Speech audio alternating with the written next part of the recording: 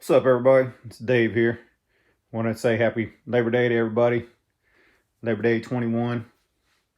Just wanted to show, I guess, state of collection, a little bit of show and tell, I guess. Just kind of BSing with you like I don't know. I don't have any really people in real life other than a couple dudes at work that even care about knives. So kind of a cool thing just to kind of BS people with. Um, so basically, until about 6 months ago, a lot of these weren't even here. And after 6 months off or 6 months back on, I've collected quite a few. A few people on Instagram that I've reconnected with that I was friends with way back in the day. But I really started collecting knives somewhere around 2009ish, around there. And it pretty much started with Benchmades and worked up from there. I mean, I always had knives before then, the Smith and Wessons and all the cheap crap like that you buy at the local stores. But I started really collecting like 2009ish, and then 2014 when I started having online presence and whatever else. That's pretty much right after I got in a major wreck. I wasn't able to walk for a while, and it was kind of my source of entertainment and you know pushing through hard times kind of thing. And then I got to a point where financially it was stupid. Sold a bunch of stuff, went down to just a few knives, and just to point out a few that were left from last collection update would basically be the Sawtooth, which my name on the Instagram was always, well, it was Burnsville Dave, then it was Sawtooth Dave, and it's mainly because this knife right here, what pretty much did anything and did everything I want to. This one I've had to resharpen, and it's way thinner now than what should be. It probably needs to regrind. I've had to make a stop pin, had to make a new bushing inside. If you know what Chris Reeves knife was like with the bushing, this one has a bushing in the inside of it, so very similar to that. But being a machinist, that's everyday kind of stuff that we have to do, so no problem. But that's one of the main ones from our other collection that remain. And then this actually was pretty much new at the time, but I've always been a huge ZT fan. You're gonna see I rekindled that ZT passion.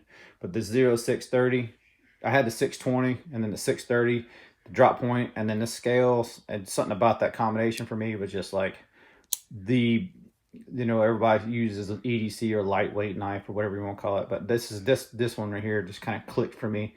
Still does, but I think if you look at like fidget factor, it's probably not the best fidget factor. But the original clip broke, and the dude that actually sold me the knife sent me a whole bag of clips, and I think this one's actually an Emerson clip that's on it now. So I want to think it's probably, I don't know if it's tie or stainless, but it's way more durable than what the stock ZT clip was. And this is just a cool knife, and you can see from the wear on it, it's been used a lot.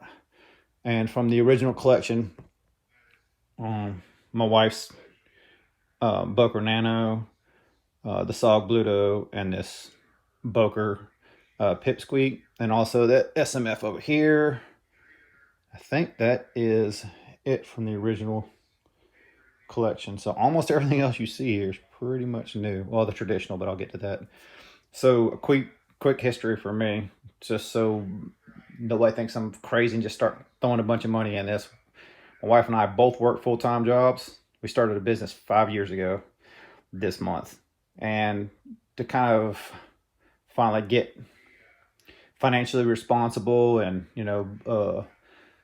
be in a position to be able to spend the money and enjoy the knives again, it took a full 5 years of both working both full-time jobs and our business for 5 years. And now the business is profitable enough where I'm able to kind of get back into it. And honestly, the knife that got me back into it was this Dave Lowe. So my wife's on the Facebook thing. I wasn't doing any social media at the time.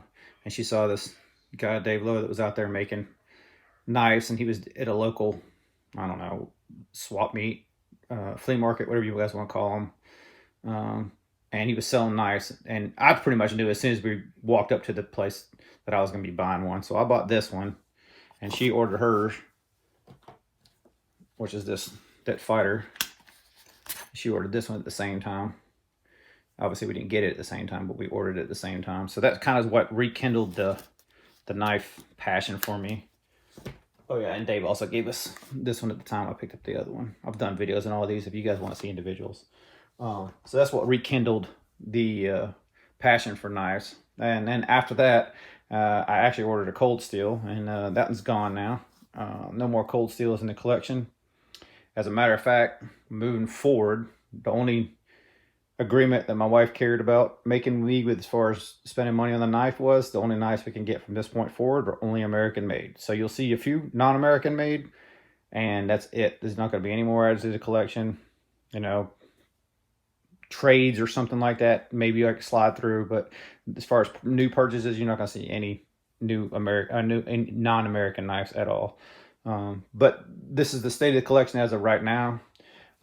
We showed fixed blades. Let me get a couple more out of the way and we'll get those fixed blades knocked out. So I've showed this in the video too. I didn't know at the time what it was called, but it's Gray Wolf blades.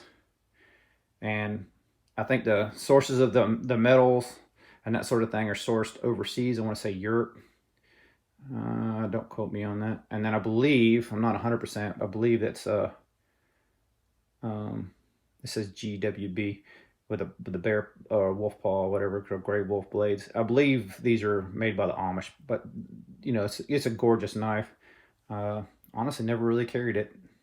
The sheath's actually good too, but it's just one of those, I don't know, for me, I'd rather carry Dave's knives. This one's a little bit heavier too. And showing that one real quick. Oh, and this one's from the original collection as well, but this is a Adamas fixed, and you can see it's been used and abused too. That's from the original collection from years ago as well. I don't know when that one came out. But for the current collection, let's start on this row. We might as well start up here, I guess. So this is a Spyderco Magnitude, and if anybody's interested in Magnitude or Rubicon or whatever the other P carry one is, I can't remember the other name of that one. I got a buddy, Alone+2 on Instagram, that's trying to sell some right now. Damn good deal. So not trying to promote too much of a salesman, but these are getting harder to find. So if you're interested in this kind of thing, I'm not getting rid of this one, but he is. So Peter Carey design. Not gonna go through a whole lot of detail. If I haven't already done a video, I'll do. Yeah, I did with the video. I did a video. This one, so that one I think from Arizona Customs. This one was from a YouTube, Instagram buddy, Evolved EDC. This is the Bombshell.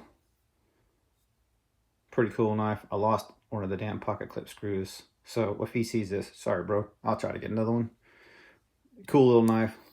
I think I've done a video on it too. And then the Spyderco Truff, which is a DLC exclusive I got from DLC, and crew wear.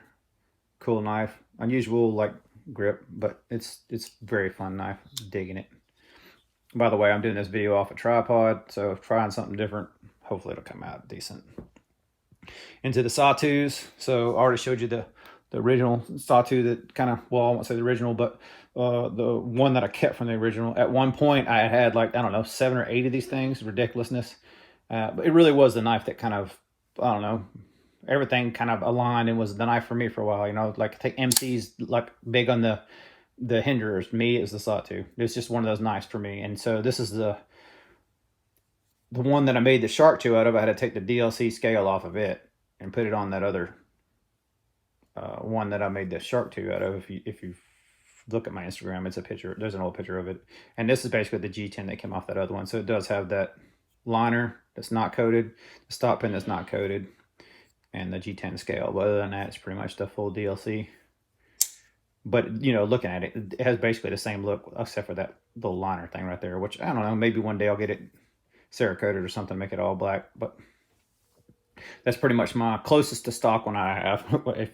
I tend to fuck with shit. I don't know why. This is kind of one of the latest and greatest.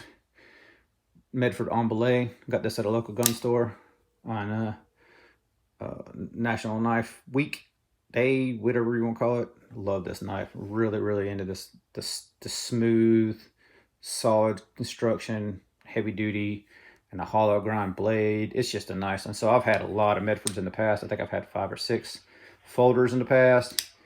This one's still in its break-in phase, so I'm not gonna try to even swing it out in the camera because I'm kind of at an angle anyhow. So, but I really, this life really kind of brought me back to what is possible for just a few $100 more. Because you know, a lot of these Europe upper threes, $400, and so this is for like a little over $600 for this at a local gun store. So for the money difference, my collection is going to go in this avenue probably forward.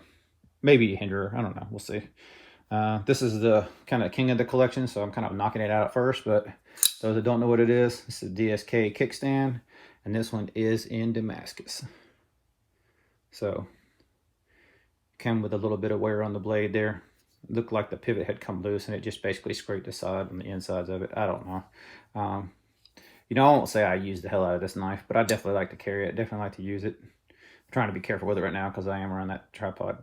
But that's definitely the king of the collection as far as overall size, money spent, everything like that. That's heavy hitter for my collection. I totally enjoy this knife. Not the most practical to carry. Honestly, the emboulet and the sawtooths, which they're almost the same size, but just a little bit smaller and a little less heavy. I never thought I'd say that shit, but I like carrying this size right here as a primary. Like the tough is kind of like the smallest full size knife. I like carrying as a primary. Yeah, use that for what you will. I guess let's get into the little guys over here. So this one's just a utility knife. It's the RUK, I believe. And Jason from, let's see if I can bring it in where you can see it. Yeah, RUK, there you go. Jason from Brass Brigade has his own little, I don't know if it's, what do you call it? Laser etched or whatever on there. Snoring Defense. If you don't know Jason, check him out on Instagram. Check him out on YouTube. Cool dude. And anyway, he gave me that. The Boker, this was a wedding gift, or basically a pre-wedding gift, engagement gift for me to my wife. I tried to get another one in the past, but the low serial numbers are the better ones. So this is 189 on the serial number, Neo Blackwood design. It's a cool knife. Oh, it's the Pipsqueak. I forgot to say that. It's the Pipsqueak. I don't even know what steel this was in. Doesn't even say, does it? Huh? I don't remember. Anyway, it doesn't really matter because this doesn't really get used. It's more of a, what do you call,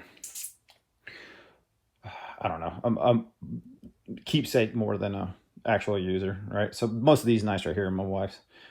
This one here does get dual duty because I like to use this as a fifth pocket. I'm sure if you see my Instagram, you've seen this before. This is a Peter Carey mid-tech, made in the USA, 20 CV. Cool little flipper. I mean, it's kind of expensive for what you get compared to, I don't know, what's coming from China, I guess. But for me, it's worth the extra money to support this country's machinist and that sort of thing. And if you're all about the China knife, I'm not judging. I think they make really good quality knives. I'm just not adding any more to my collection. Best I could help. Oh, best I could help. That sounds funny, but you know what I mean. So this is overseas made. I believe this is Japanese. It's the Bluto. Kind of beat up. That's my wife's knife. Does it say where it's from? Yeah, Japan. It's VG10. It's in Japan. You can't read it with this shit light, but it's Japanese. At least it's not China, which I'm pretty sure what this one is. 440C Boker, and this is the Nano. I think I've done videos on all of these. This is made in China. It doesn't even say. Well, if it is, they're not proud of it. So either way, wherever it's made, they're not proud of where it is because it doesn't even have their mark on it. And then this is kind of a goofy little thing. I'm sure you guys have seen the Poochies, but I got this from my wife. And I basically got it when OCD for EDC called out Slicey. And this is right after he called him out. He was selling this one, so I figured I'm going to support the guy. Buy this little Poochie for the wife. She loves it. If you didn't know, we do work in the veterinary field for our job. All right, let's reach across here. This is one of the newer ones too. Les George VECP. This thing is the closest thing I have to a ZT style feeling knife. So if you guys know ZTs and the feel of a ZT, if ZT made this knife, this is exactly what I would think it would be. But this is also a mid-tech from Les George. I got this one for a pretty screaming deal. Can't remember, Reddit, something like that. I don't know. Most of these knives I bought used. A few of them I bought new, but most of them I bought used because I love dealing with people in the community, experiencing other knives. It's just, I don't know, it adds another layer to it to me, and I kind of enjoy that. This is a kind of newer one too, trade. Got this SIG K320, and I can honestly say that nice fast pretty much showed this off, and as soon as I saw it, I pretty much knew, yep, I'm going to be after one of those. I dig it. I got it set up for left pocket carry. I think I've gone into a brief explanation before, but basically it's in the left pocket, my keys, I'll run a paracord kind of key lanyard, whatever you want to call it, attaches to the belt in the pocket. My keys go in here, my wallet goes here, and my phone goes behind all that crap. So this thing's getting beat up on the back side of it, but it's plastic, so who gives a shit? Plastic can beat the hell out of it. It ain't gonna bother me none.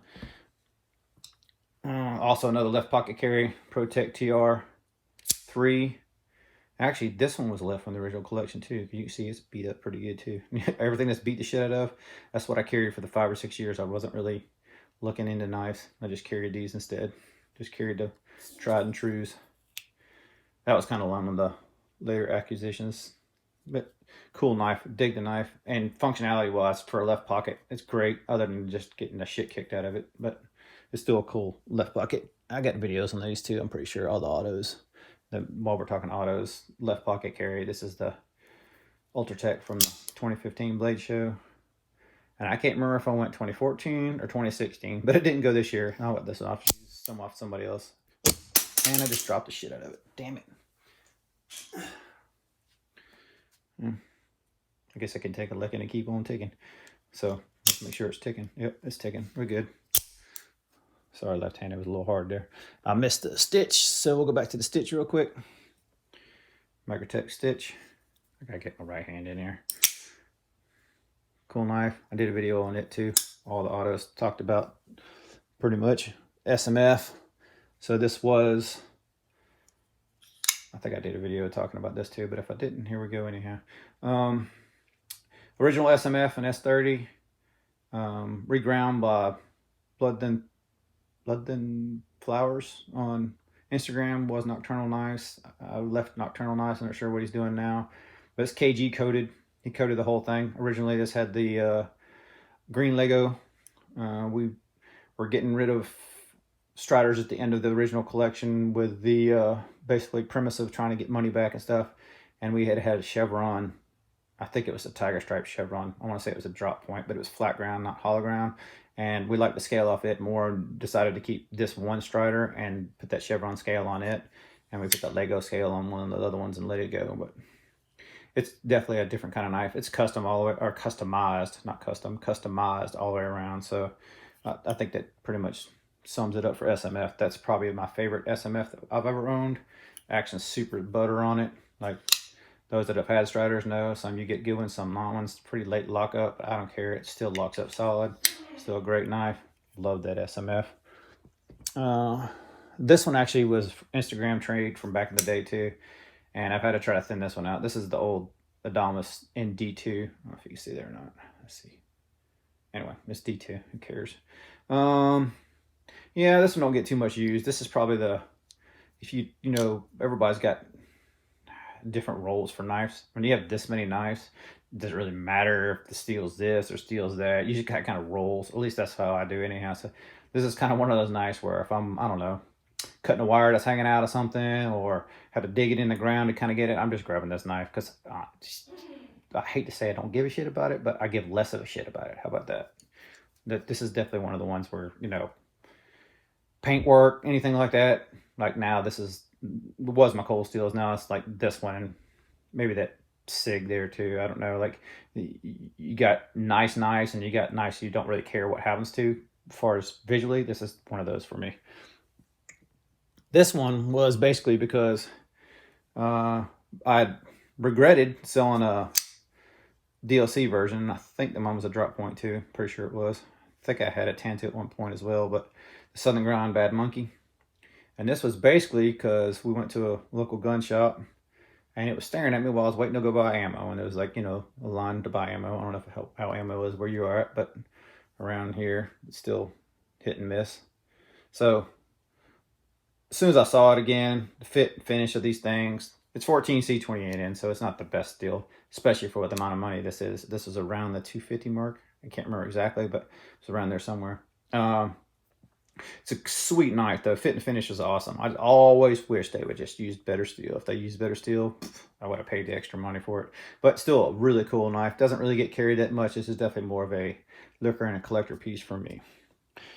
All right, now to the ZTs. So ZTs have pretty much taken over the majority of the collection. Like that's pretty much been my focus for a little while. I've got other pieces for sure, but the ZTs are definitely where, I guess, from a production standpoint, I like the fact that you can get some different knife makers' designs in a production form without paying an absorbent amount of money. Like some of these are ZT's designs, but like these four are all Hinderer designs, Emerson design, Rexford, and Dmitry Sinkovitz, RJ Martin. I already said Emerson, didn't I? Yeah. So I started the Emerson one already. So let's go up to this one. This is the 308. I'm sure everybody's seen this one. This one came from Colorado Dave, Knives in Our Lives. This is one of the ones he gave me, or he didn't give me, he sold me. And his collection reduction, like that kind of resonated with me when he said he was doing collection reduction, because, you know, I've been there, done that. So I gave the dude the option to buy these things back if he wanted to. All the ones he sold me, I don't really want to sell them back to him, but, you know, my word's gold. So if the dude ever decides he wants it back, well, it'll hurt me. It'll definitely go back to him. This one I bought it used. I can't remember. Instagram, Facebook, one of them ones. I don't know. I'm in all that stuff. USN, I don't know. It was one of those ones I got this one from. It's $8.50. I was going to hold out and try to get the Sprint Run, which is black and stuff, but the more I kind of looked at the bluish, I was like, you know, I don't have anything else really. And for me, my wife has the Bluto, and this one has blue highlights, but like the blue G10, I don't know, kind of after a minute after looking at it, I was like, kind of cool. $8.50 is probably one of my favorite ZT styles. I like thumb studs. I like phosphor bronze washers. It's not a deal breaker either way, but like the feel of those knives is completely different than a bearing feeling knife. And most of the ZTs I have now are flippers. So really, this is the only thumb stud one I have, pure thumb stud. Then it's probably one of my favorites because of that, I guess. I don't know. This is probably my least favorite of my ZTs. This is the 609 RJ Martin. You gotta be really careful on that lock bar.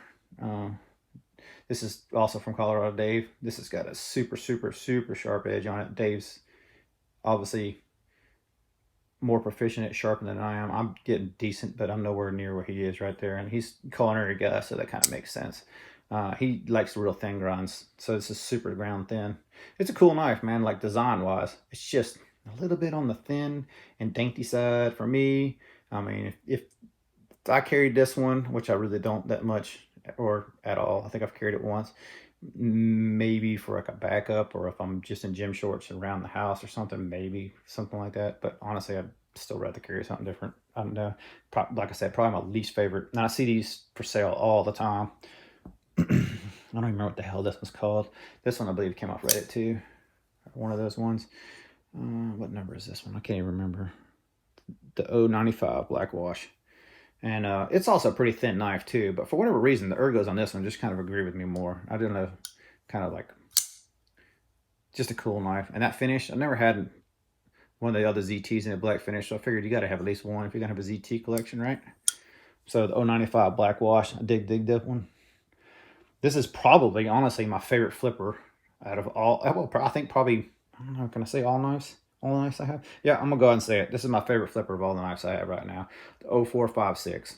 You know, it's a small, little chunky guy. I love it. Like, it's got a little girth to it, a little bit of weight to it. And then action, I like this push button, and it just blows out of there. I think the other thing that I really liked about this one is it's so unique design-wise. When I first saw it, like, I would swear that, like, visually, I'm like, I don't know if I'm really all that big on the way this one looks, but honestly, this one here has been sick for me. I love this ZT. It's a really cool knife. And I'm sorry if everything's upside down and backwards. I'm just trying something different here, dudes. Or whoever might be watching this, which I doubt any chicks are watching this shit, but whatever. This one actually came from Grady's Gear, Chris. This was his, what the hell is this, 566, de-assisted. It's a pretty cool little thing. This is one of the ones where I was like, this is one of the ones kind of toward the end of where I was collecting before these kind of came out. So that tells you how kind of like the genre of ZT I was into. This is one kind of ones I just never really got. Just towards the end of my collection, didn't see. So some of the other guys weren't even out when I you know, obviously quit collecting, so I couldn't have got them. So going back and getting some of the ones that I missed is kind of the fun part of for me right now. Also, that 456 came from Colorado Dave, if I didn't already say that. So this is another one from Colorado Dave. 393 with that glow in the dark stuff. Another one wearing his edge. You could probably see the difference because I can see the shadows or the reflections in that, what do you call it, the blade. Dude could put a serious edge on the knife. Really like this knife. Bearings feel a little different on this one than some of the other ones, and I kind of at first didn't like it, but then I got some of that gunny glide, took it apart, put some gunny glide in it, and it kind of came back to life. So I got some bearings ordered from Gillian's. Might throw in there. He's going to come out with a ZT bearing replacement pretty soon. I think it's coming next couple days, actually. Another one from Colorado Dave, the 560. It's a cool flipper. It's probably my second favorite one from these. You know, the closest thing to an XM, which is kind of why I'm debating if I want an XM or not. Because, like, I know guys that have XMs swear by XMs.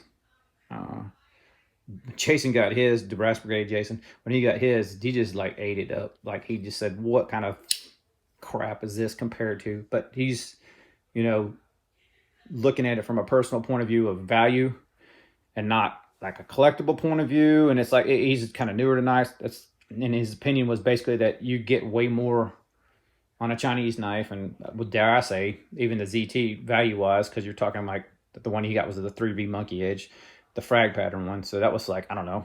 Can't remember what he said he paid for it, but probably close to triple what these would cost. And is it triple the knife? I don't think so. Neither did he. So that's the way he said. Some people got butthurt about it, but you know, people can get butthurt.